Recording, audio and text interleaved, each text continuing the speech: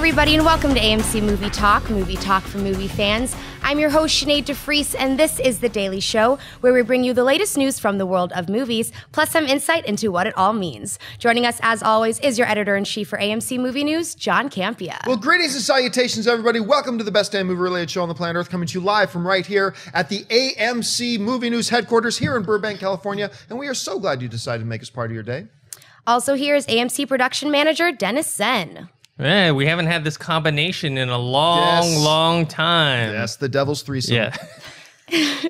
And senior editor for AMC Movie News, Amy Rose Eisenbach. The Devil's Threesome, the OGs, Is that what the whatever OGs you are prefer. Dance your cares away. The long talked about, long in development Fraggle Rock movie seems to finally be moving forward. Actor Joseph Gordon-Levitt has joined the project to both star in and produce the feature in collaboration with the Henson Company and New Regency. Levitt said the following: "The first screen personas I ever loved were Henson creations, first on Sesame Street and then on Fraggle Rock. They're also layered, surprising, and wise. From Oscar the Grouch to Yoda to the Fraggles. I've never stopped loving his work, even as a young frisky man and on into adulthood.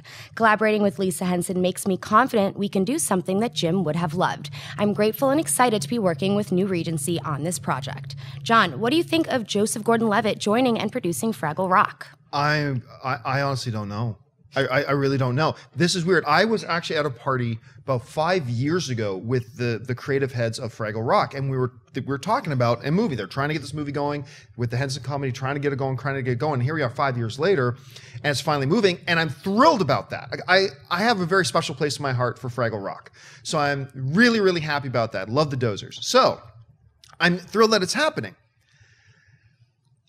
For Joseph Gordon-Levitt, this seems like a very odd choice right now because, you know, from the earlier story reveals that we've heard about Fraggle, they're talking about how the group of Fraggles go out into the world of man and interact with man. That sounds a lot like Smurfs. Well, don't bring Smurfs. Well, but it does though, right? I actually thought the first Smurfs was kind of cute, but anyway, but it sounds a little bit too much like Smurfs, and while Joseph Gordon-Levitt, the only thing I can think of here is that he loved Fraggles. He had to love the Fraggles because I just don't see getting involved in this film, even though I'm excited to see Fraggles come to life. That's just because of an emotional part of me. I just don't see this as a good career move for Joseph Gordon-Levitt. I don't see the upside for him here, especially when he's kind of got the world by the tail right now. He can almost do just about anything he wants. He's got that new movie coming out that's probably going to be an Oscar contender, The Walk, which I think is going to look so good and so cool. Apparently he's working on Sandman and all this stuff, and then Fraggle Rock. So this might be the single greatest stroke of genius ever in the history of movies, or it could be a really disastrous mistake. And right now, I'm not sure which one it is. Dennis, what were your initial thoughts when you heard about this? Well, I agree. It's probably not like it's a career move where, let's say it even becomes a big hit. It's not really going to trajectory his big stardom any more than it already is. It's just, you know, but I think it's actually a good fit. It reminds me of when Jason Segel took on the Muppets. Like he just, you know what? That's probably a better comparison. Yeah, he just seems so passionate about it, and we've seen him before. Like especially like on the Oscars, he loves to sing and dance and all that stuff. So I think this is more of a passion project for him, and I think he's going to bring a lot of enthusiasm to it, and it's going to be hit. I don't know if it's going to be a hit or not, but I know that reading up on it, that the Fraggle Rock was made more for an international audience than Sesame Street. So Sesame Street was made for kind of like the domestic domestic U.S. audience, and then they adapted for international, where Fraggle Rock was made, I think, in conjunction with a British company as well. You know, it's funny. I guess it could go one of two ways. You can go Neil Patrick Harris with the Smurfs, or Jason Segel with the Muppet movie. It's going to go one or the other. Which way do you think it's going to go, or is there a third option? I just think it's a great fit. I think that, like you just said, he's on top of the world. He's also doing the Snowden biopic. Oh yeah, that's right. He's for got Oliver a Stone, lot. right? Oliver Stone. So he's got a lot in the pipeline. He's very respected. There's a reason he waited to direct his film last year, because he knows he has creative control now. So if he's that passionate about this project to produce and be that much of the creative process, I think it's going to be good. I mean, I grew up on Fraggle Rock too, so it has a little special place in my heart, all the songs. And you're right, he's charismatic. He is a showman. He can sing, he can dance, and he's got that charisma that you need for these kind of films. So I do think it's going to be more of a Jason Segel. Smurfs, that ruined my childhood. That was terrifying. That was terrifying. But, you know, what we've seen with the Muppets, with live action combining, you know, Muppets that we love. So in this case, the Fraggles that we love, and then, you know, great characters like Joseph Gordon-Levitt, I think that this is the recipe for success for this kind of property. All right, what's next? In Deadpool news, yesterday it was revealed. Oh, we're not doing that anymore. So. Yesterday it was revealed that actor T.J. Miller would be playing the character Weasel in the upcoming film, and now we know the identity of actress Morena Baccarin. Baccarin tweeted a picture from the set of her chair with the name Vanessa on it. Fans of Deadpool will recognize the name as Vanessa Geraldine Carlisle, also known as the shape-shifting mutant Copycat, a former lover of the Merc with a mouth. Dennis, your thoughts on Morena Baccarin playing Copycat? I mean, when she was first initially was cast, we didn't know who she was going to play, but we were all pretty much excited that she was going to be part of it. And now that she's cast as someone that's not going to be, she still is going to be the romantic interest for Deadpool, but in a way that's not the cliched, typical, oh, she just needs to be rescued type. She's going to be Right. She has her own power. She's going to have her own storyline. And I don't know how much of that's going to be in this initial movie. Maybe they'll save it for a sequel. But I think I've been a fan of hers since Firefly, obviously. And she's great in Homeland. I don't know. Is she getting like typecasted as like a prostitute? Because in Firefly, she was... she getting typecasted as she was, in Firefly, she was a companion, which is like a courtesan. Highest class of prostitute. Yes, the high-end hooker or whatever. But and now she's playing a prostitute again. She's gorgeous. I'm just saying that's two roles, not in a row, but two roles out of her main in a ones. row. A lot of years separating these Many two years. roles. Look, what's interesting to me, a lot of people look at the picture of her. Wait, blue skin mutant in the Marvel universe who can shapeshift. Mystique.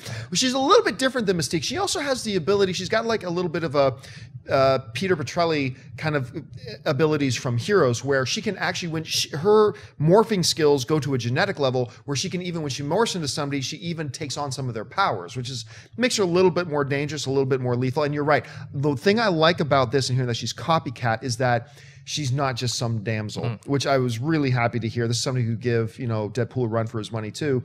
And you're right. She is one of the most stunningly beautiful women in all of entertainment right now. And she's charming on screen. Even when I watch her in Gotham, which, I don't really even like Gotham that much, but when she's on screen, she's great. She lights it up. So big enthusiasm for me for this. I'm so enthusiastic as well. I mean, she's beautiful, she's classy, and yes, this is not a damsel in distress kind of character. Copycat is awesome. Like you were saying, it's on the cellular level, so she's really powerful. And so I think this is going to be the perfect introduction of X-Force as well because of her involvement. And we know that there's been murmurs of trying to bring that to big screen. So that could be the perfect way of tying this universe in together because we know, that whole storyline, again, is not so black and white. So there's a lot of different things they could do with this character and ending, on, I don't want to give too much away for those who don't know, but it could end on kind of a bitter level with Deadpool in this film, and then we could see her pop up in other properties. So I just think it's a really perfect move for them right now, and she's the one to do it. All right, folks, we reached that part of the show for buy and sell. Here's how this works. In front of her, Sinead's got a few other items in the world of movie news. She's going to run them down. Then those of us at the table are simply going to say whether we buy it or sell it. So, Sinead, what do we got? The first teaser trailer for the upcoming film, The Transporter Refueled, has hit the web. From the producers of Lucy and the Taken trilogy, The Transporter Refueled stars newcomer Ed Skrein as Frank Martin, formerly played by Jason Statham in the previous films. The most highly skilled transporter money can buy. The stakes are greater and the technology's better, but the same three simple rules apply. Never change the deal, no names, and never open the package. The Transporter Refueled hits AMC theaters on June 19th. Amy Rose, buy or sell the first trailer for The Transporter Refueled? I could not sell this fast enough. Just stop. Dumb title, dumb premise, and without the star power of Statham, I could care less. Just start a new franchise because that one's not going to hold much weight anyway. It just looks super generic. I just don't care. You know what? I'm just by the slimmest of margins I'm going to sell it. I thought as a trailer for just a straight up action film, popcorn action film, it wasn't that bad actually. The fights look good. It looks like they're going to go really over the top ridiculous with a lot of the stunts, which is kind of what you need in a transporter film. The thing that pushes me down a little bit, number one, and this shouldn't have anything to do with it, but it does. It is a stupid title. That's a dumb title. But the other thing is, what's this kid's name? Ed Skrein or something like that? Look, Jason Statham's a good-looking dude, but he's a rugged man's man kind of rugged-looking tough guy, and a believable, good-looking dude, right? This kid, now, his performance might totally change my perception.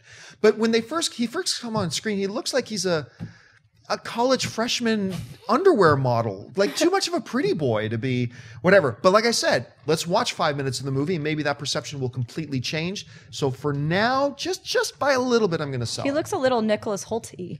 Oh, kind of. yeah, Yeah. I'm gonna sell it as well. The trailer was generic. Nothing stands out about it. And the what's this thing? The 3 simple rules apply. Never change the deal, no names, and never open the package. That sounds like the description of the movie itself. And that song, "How You Like Me Now," is so overused. By the Heavy, they play. So I like the overused. song. I love the song, but it's used in every freaking trailer. Wrong. It just wasn't. It didn't feel right for the trailer. It was No. wrong selection. So, but who knows? Maybe the movie will make us buy it. For now, I guess it sells across the table. All right, what's next? The cast for the upcoming film, The Bad Batch, has just been set, and it's an interesting one. The film tells a dystopian love story set in a Texas wasteland where a community of cannibals resides. The cast includes... Isn't that Texas Today? Oh, I'm sorry. The cast includes Jason Momoa, Jim Carrey, Keanu Reeves, Diego Luna, and Suki Waterhouse. The movie goes into production next month. John, buy or sell The Sounds of the Bad Batch? This is so stupid. I have to buy it. Of course I have to buy it. This is the most ridiculous sounding movie I've ever heard, and it's awesome. I think Jim Carrey plays a character called The Hermit. Like that's his name is The Hermit, whatever. This is such an eclectic, weird collection of people, and like in a dystopian future, cannibals in Texas. It's ridiculous. I gotta buy it, Amy Rose. I have to buy it too. That cast together, I never would have put them together. Never. And that's part of the fun. And just by the premise alone and who they just locked, it feels like this film is very aware of what it's trying to be. So it is going to be goofy and fun and ridiculous. So I'm in for now for sure. I'm buying it as well. I'm a sucker for post-apocalyptic tales, and you guys are right. The cast, just the mix of them, it's weird. I could kind of see Jason Momoa and Keanu Reeves in a movie together, but adding Jim Carrey to that mix is just weird. And he's never kind of played a role like that before. Like he's always kind of played more like his either comedic, even his dramatic roles, than nothing like this. And Diego's great too, and I wouldn't see Yeah. that. So it's odd pairing. All right, what's next? Mark Millar has had several of his graphic novels adapted into films, such as Stardust, Kingsman, Kick-Ass, and others, and now he has another one on the way. It's being reported that Universal Pictures has picked up the film rights to his new title, Chrononauts. The story is described as follows. Corbin Quinn and Danny Riley are 2 buddies who love to have fun. They're also scientific geniuses. When their research leads them to a time-traveling adventure, will they use their knowledge for the good of all mankind, or use the space-time continuum for their own ends? Dennis, buy or sell The Sounds of Chrononauts? I'm gonna buy it, even though the concept sounds very vague. I mean, you can't really get anything from that concept. You know, it's just not. There's no hook to it. But I'm a big fan of Mark Millar's work. I loved Superman: Red Sun, Kick-Ass, latest Kingsman. What else did he do? Old Man Logan, Ultimate Avenger. So I love his work. So I'm gonna buy it. It's just interesting now because the comic book just came out. It's like just came out, and they already had a deal. So obviously they were negotiating that long time ago. So I think he's just been able to kind of market himself as this guy that makes not huge hits in terms of comic book movies, but they make enough money where people want to sign up before they even come out. Amy Rose? I'm in. I buy. I also am not familiar with property because it just came out, obviously, but I think that he deserves the benefit of the doubt in almost every scenario now because he's given us just these fresh properties that are violent and not predictable where you think they're going to go. And this premise, again, I'm not like, yes, but I feel like, you know, he's been such a voice in this comic book world now. Kingsman was awesome. Kick-Ass, all the properties that we've seen, the adaptations have been really good. So I definitely am in for now, and I'm sure, you know, casting will reveal what's in store for Tone and all the other properties. But yeah, I'm excited. So basically, the premise is this: is 2 Tony Starks. Who? Why is it in these graphic novel worlds the science guys, the brilliant science guys, are also like buff football jocks, like party animals at the same time? Sign me up. It's like, okay, whatever. Look, I gotta say the description of it is not overwhelming me. No. But because it's Mark Millar, I'm going to buy it. Every adaptation to film of his work, I have loved. I believe Stardust, for me personally, is the most underrated film ever. I love Kingsman. I love Kick-Ass. I love Wanted. And, we just talked on AMC Heroes the other day about this graphic novel of his called Nemesis, which you should absolutely check out because that one's got to be turned into a movie. But so because it's him, and so far the track record of his works being turned into films is like batting 1,000, I got to buy it. Oh, we also had Chris Hemsworth as a hacker in Black Hat. Yes, that's right. And that did not work. Yeah. All right, folks, we've reached that part of the show for Mailbag. Listen, if you've got a topic or a question you'd like us to address on this show, you can email us anytime at AMC Movie Talk at gmail.com. Email us at AMC Movie Talk at gmail.com. And every day on Movie Talk, we take a couple of your questions, and we even do a bunch on the weekends on our AMC Mailbag show. So send them on in and see if we can get your question on the show. So for right now, Sinead, what's in there? Pierce Kiger writes, "Greetings, AMC. I like the show and I watch it daily. Loving Phase 3, and congratulations on that, by the way. Thank you. I just watched Gone Girl for the first time, and I regret not seeing it in theaters. My question is this: will there be a sequel? Are there talks for one? The way the movie ended left me terrified, yet wanting more. Gone Girl fascinated me, and yet scared me more than any horror movie I've seen in years." Yeah, Gone Girl was one of those movies where the ending, I remember the first time we talked about it, the ending of that movie was like the perfect time to end it. And yet I was like, show more, what happens next? Like I wanted, it just gets so whacked. It's just so weird, that ending and where they can go. I believe I have heard, what's the author's name? Gillian Smith? Is that Gillian her? Flynn. Yeah. Gillian Flynn. Gillian, is it? Yeah. Gillian. So Gillian Flynn I've heard her talk about that. She's considering writing a follow-up and writing a sequel. Now that's her writing a novel. That's not necessarily that the studio would pick it up. But it made an awful lot of money. It was an incredibly good film. We got a great performance of Ben Affleck. We got the performance of a career out of Rosamund Pike. These characters were rich. Probably the best performance we've ever seen out of Tyler Perry, too. Tyler Perry was really good in that movie. You don't like Medea? So I mean, it ends in such a way that had a lot of us in the audience screaming for more. We wanted to see what happened next. So I would love to see it. There's been talk about another book, but that's as far as it's gone. If I had to say on a percentage, I think there's a solid 30% chance we'll see a Gone Girl sequel in the next 5 years. Definitely. 30% chance. Amy Rose? Yeah, I read the book and I loved it. I went through it in like 2 or 3 days. I couldn't put it down. She's just an amazing writer. We see a lot of these authors who, their properties get picked up and they're just not good writers. Look at 50 Shades of Grey and all that, but she is. She's very intelligent and grammatically correct, which I appreciate. But it's a really good adaptation. She just also wrote Dark Places with Charlize Theron, who's going to be in that. Yeah. So she is getting some more work. That one's been under the radar, but I mean, this was a huge hit. I remember seeing it. Fincher it was just masterfully done. Usually, sometimes things are lost from page to screen, but not this one. So I'm a little torn about if I want to see it because I think it ended in such a way that was like haunting. And you're right. You're like, I'm terrified, but I also want to see more. Yeah. But it would just have to be done with such care to continue the story of Amy and Ben Affleck, who was adequate in the role, but it was Rosamund Pike's movie. So yeah, I'm a little torn, but if she is attached, she loves it. Obviously, the studio wants another one, so that's not a surprise. But as long as she puts the same kind of attention to details in that film and we see where it goes, I'm in. I just love her as a writer. And not only did she write the book, she adapted the screenplay, which I thought got snubbed for Best Adapted Screenplay. Yeah. I don't think it even got a nomination. I love this movie. I saw it, I think, 3 times in the theaters. So even though I love it, I don't want to see a sequel. I think where it ended was the perfect ending because a lot of people were upset about the ending. They're like, oh, I didn't like it in the book or I didn't like it in the movie. They shouldn't have done that. It turned them off. I thought it was a perfect ending. I thought it was great ending. Yeah. So for me, I love the movie, but don't want to see a sequel. Yeah, she says she wants to do another book, but she also wants to do another movie. She said she wants the same.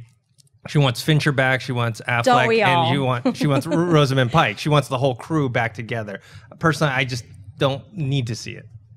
All right. Well, folks, we got another mailbag. Right? What's next? Victoria Catlin writes, "Hello, AMC movie crew. I'm a big fan and have been watching for some time now. What is your favorite romantic comedy of all times? It seems like the best ones came before the 2000s, such as When Harry Met Sally with Billy Crystal and Meg Ryan, and Pretty Woman with Julia Roberts and Richard Gere." I actually had to pull up a list because there is no more maligned movie genre than romantic comedies. They're seen as the gutter rats of the film world. And you know what? A good romantic comedy is actually a lot of fun to watch. So I pulled up, first of all, Forgetting Sarah Marshall. Oh, I love that one. Love Forgetting Sarah Marshall. That one to me is brilliant. A lot of people down on this one. The Proposal with Ryan Gosling and Ryan Reynolds. Yeah, Ryan Reynolds and Sandra Bullock, who plays a Canadian. That's why you like it. That's my whole reason for liking it. I think the greatest comedy of all time. Well, it always jumps back and forth between number one and number two with Noises Off, but it's The 40-Year-Old Virgin, which you know what? It's almost not fair. I almost shouldn't even call that a romantic comedy. That's just a straight up great comedy. I like How to Lose a Guy in 10. No, you don't. Yeah. Oh, I do. I love that I movie. actually do. I You thought it was really guys. cute. I thought it was really cute. I don't know. What about you, Dennis? Where's some romantic comedies you like? Man. I know it sounds cliche, but Annie Hall. I mean, that's It's awesome. It's a one of the greatest of all time. timeless Right about one. It's hilarious, and it stands up against the test of time. Like you can watch it now, and it's relevant to relationships. I think forever. What a Woody, it's best. Yeah, Nothing I'm comes close. trying to think of what else. I mean, it is a maligned one. Even I myself make fun of because, and he said before the 2000s because it became really formulaic. You know? Oh, yeah. It Yeah, they just did. became a thing where okay, you got to get this girl, you got to get the best friend, you got the guy she falls in love with is the guy she hates in the beginning, and blah Yeah. blah blah, and you could see like every turn going. What else? Yeah, That's why I don't like romantic comedies in general, because it's so formulaic, and apparently you like them more than I do. But I like the ones that are either non-linear or a little more quirky, like 500 Days of Summer. I thought that was like that. amazing. High Fidelity can be argued as a romantic comedy, which Sleepless was in great. Seattle. Yeah, but the best one of all time, I would say he's correct, When Harry Met Sally. Films today are completely still following that formula. The diner scene, can men and women be friends? I mean, it's just so good. What was that? Can men and women be friends? Oh, but you were doing this. Okay, never mind. I don't want to go into it. That was PG, and you just made it I have something no else. idea what you're doing there. But yeah, I mean, I just hate when they're formulaic. I like when there's a little more depth to it, and it's not just like, oh, they're gonna end with this. That's why I love 500 Days of Summer so much. It was technically not. It was a story about love, but not a love story, which I like. So, Pretty Woman. Pretty Woman's another. Girl Next Door. Oh, the girl next door. is- That's a love story. That's a love story. All right, folks. More prostitutes. Not only is Baccarin in it, not only do we like to take your questions via email, we love to take your questions via Twitter as well. So if you got a question, you want to see your Twitter question on our show, tweet the question using the hashtag AMC Movie Talk. Once again, tweet the hashtag AMC Movie Talk, and we'll see if we can get your tweet on the show. So Sinead, what's in the Twitter sphere? Ryan Unicomb tweets, "Hey guys, thoughts on the official synopsis released today for Captain America: Civil War?" Yeah, this one very quietly kind of slipped out. The actual description, not a lot of surprises here, but here's what it reads. The official synopsis for Civil War is this. Following the events of Age of Ultron, so we know the world doesn't end in Age of Ultron, good to know. Following the events of Age of Ultron, the collective governments of the world pass an act designed to regulate all superhuman activity. This polarizes opinion amongst the Avengers, causing two factions to side, one with Captain America, one with Iron Man, which causes an epic battle between former allies. I love it. It's exactly what we thought it should be. Look, we knew it wasn't going to be, there wasn't going to be a law about revealing your secret identities because like almost none of them in this universe have secret identities anyway. But regulating their activities becomes a law that you got to come under the rule of the government basically.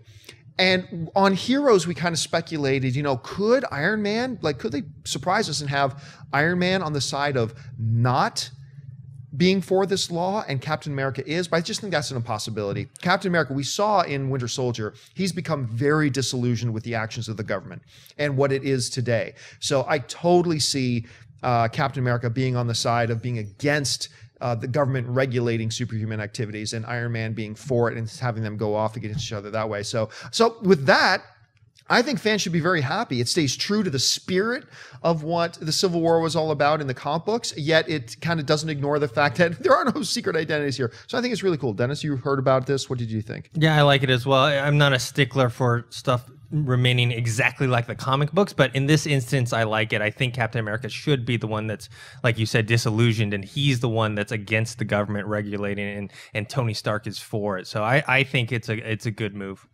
Rose? We're not really surprised about this. This is where it's been heading. This is what we expected. So yeah, I'm glad that they're doing it, and it will be interesting to see what happens with Spider-Man and like how that's all going to fit in. But yeah, I mean, the synopsis for most of them, they're pretty by the books. I'm never like, oh, when I saw Age of Ultron, I was like, yep.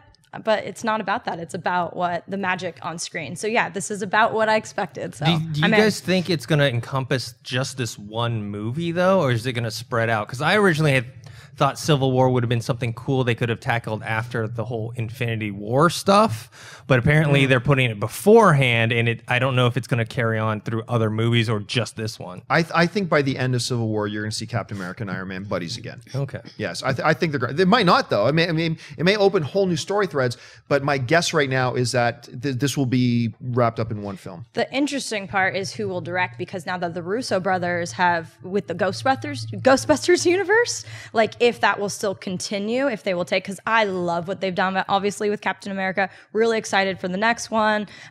So, I mean, the second one, whatever. So it'll be interesting to see if they do take that one over or if someone else steps up. I haven't heard anything about them stepping away from it. I think they're staying on. Because of Ghostbusters, there was kind of questions if they would be doing it. So I hope they do, because I love what they just elevated Cap to the next level with the second film. All right, what's next? Zachary Gove tweets, with all of the Disney live-action remakes and Anna Kendrick on the rise, how about Snow White? I think it's perfect. Well, I do love Anna Kendrick. She was one of the bright spots, I think, in Into the Woods. She's delightful to see on screen. All kinds of. We just had a Snow White.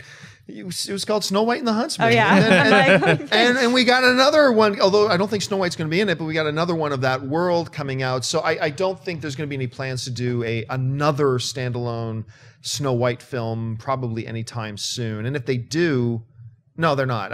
Anytime soon. Give it 5 years or so. After 5 years, maybe, but I don't think it's something that's in the cards right now. Rose? Yeah, I don't either. I mean, we had Snow White the Huntsman. Some people didn't like it. I actually thought it was pretty decent. It was dark, and I like that tone with the fairy tales because they are dark. But we're getting the Huntsman spinoff. Snow White's not in it, which is interesting because obviously all the controversy around Kristen Stewart and that.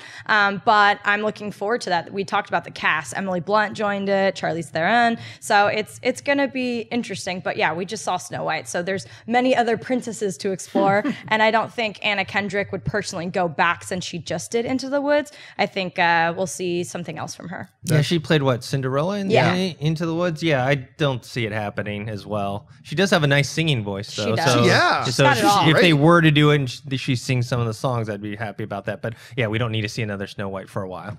All right, what's next? Clint Martins tweets, what's the deal with Ant-Man? Only a few months away and little to no promotion. Guardians was everywhere last year. Should we be scared? Well, no, actually, no. And here's why, honestly. Under normal circumstances, I'm usually the one saying, guys, relax. It's still like a year away, 6 months away. You're right. Ant-Man is close. And really under most normal circumstances, yes, a more aggressive marketing campaign should have been launched. But here's the thing. The guys at Disney are very smart. Any Ant-Man marketing they do right now is going to get diluted with the Avengers marketing. They got Avengers coming out sooner. They're focusing their marketing efforts on that. And they know that if they start popping in Ant-Man stuff, some of it's going to get swallowed up by the Avengers marketing. Or the opposite happens too. Some of the Avengers marketing gets kind of misplaced with the Ant-Man marketing, and they want people going to see Avengers because that's the next one coming out. I believe it's going to be modest marketing for Ant-Man until Avengers comes out. We talked about this on Mailbag too a few weeks ago, but once Avengers comes out, you are going to see Disney put the pedal to the metal. The next day. Yeah, like the next day. And I'm going to be shocked. I have nothing to back this up. I have no proof of this at all. I'm just saying this is what I feel. I will be shocked if they don't in some way have some kind of Ant-Man tie-in in this Avengers film. Look, last year they knew Guardians of the Galaxy needed help because nobody had heard of it. It was very questionable 8 months out. They weren't really sure of the public's response. They have to know Ant-Man is also something that they need help with. They need to give Ant-Man as much help as they can. So I got to believe we're going to see either with an after credit scene or something in Avengers that ties into Ant-Man, and then you're going to see a full court press marketing blitz for Ant-Man as soon as Avengers is in theater. Dennis? I think, yeah, a week after or two after Avengers hits, because there's going to be so much buzz off of that. You know, I'm already declaring that it's going to be better than the first one, even though I haven't seen it yet, but that's just the way I feel. And I think that all that buzz is going to lead right into Ant-Man. Then it's like, oh, no, we just hit you with Avengers: Age of Ultron. Now our next movie is just a couple months. Yeah, in Ant-Man, and that's where the buzz may start happening. And you're right, though, they do have to tie in Ant-Man into Avengers 2 to help it. But I think also what happened was the whole Spider-Man thing happened, you know, and that kind of overshadowed Ant-Man, Black Panther and everything, because everyone's excited about Spider-Man. So everyone's like, is Spider-Man going to make a cameo in Avengers: Age of Ultron? Hey, Rose? Don't overshadow Black Panther, please. Yeah, I think you nailed it. I mean, this beast called Age of Ultron should not be diluted. I don't think it could. I didn't even watch the last trailer because I don't want to see anything else. You got to see the last one. I won't watch it. The one we talked about yesterday is so good. It's so good. I don't want any more spoilers. I don't want any more hints about what to expect. I'm in times 100. May 1st, let's do this. We're all waiting for Disney to send out that invite for us to watch it. For the first press screenings, I know. So yeah, I think we nailed it. And no, I don't think we need to be scared. I think they've deserved to have the benefit of the doubt for all their films. Guardians was an obscure property. Everyone, whenever we talk about this, is like, why was it more of a risk? Well, because most people hadn't heard of it before, at least the non-mainstream comic book readers. And so I feel like Ant-Man is obviously another obscure property. It's been through a lot of drama with Edgar Wright and all the changes that have happened.